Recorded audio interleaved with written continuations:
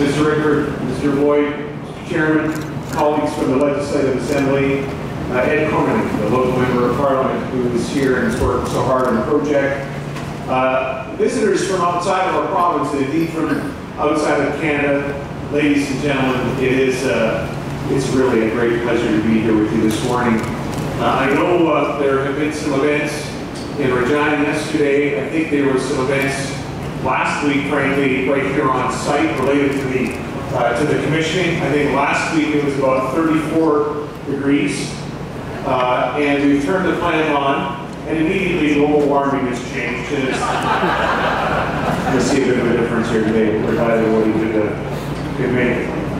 One of the biggest challenges that we face in terms of public policy is this balance, this quest for a balance between the energy we need for a growing economy and environmental considerations. This has been a challenge that has been, I think, exacerbated by what happened in 2008 in terms of worldwide economic decline. We seem then to be left with this Faustian choice, this rock and a hard place choice between low-cost, affordable energy that, for example, coal can provide, which is good for the economy and good for consumers, maybe not so good for the environment.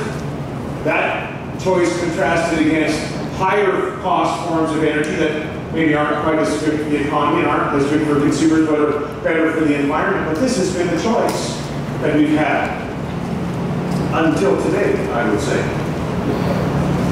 It's interesting as we look around the world to see how nations and decision makers are dealing with this very difficult choice. The economic imperative in the developing world is actually winning out, understood as the importance, the foundational importance of affordable energy for growing economies. And that's why, notwithstanding the difficulty of this choice between coal and the environment, that's why, according to the World Resources Institute, 1,200 new coal-fired plants are being planned worldwide. China and India account for 76% of them. In China alone, according to their public plans, 450,000 megawatts of coal power are being planned. That would be roughly the equivalent of Poplar River once every 12 days in China alone. It's why Cambodia and the Dominican Republic and Guatemala, Laos and Morocco, Namibia, Oman, Senegal, Sri Lanka, and Uzbekistan are all proposing and planning brand new coal-fired plants. It's why, ladies and gentlemen, coal is still part of the mix here in this growing economy in our country, in the United States, in Europe, and in Japan. Well, there's reason for hope, I say today, as a result of what we've done here in Estevan in terms of this challenge, this Faustian choice that we've had.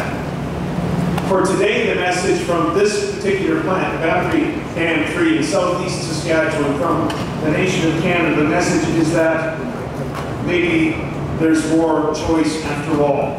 Maybe coal, affordable coal, can continue to be part of a more sustainable energy mix here and around the world. And maybe there's another message, by the way.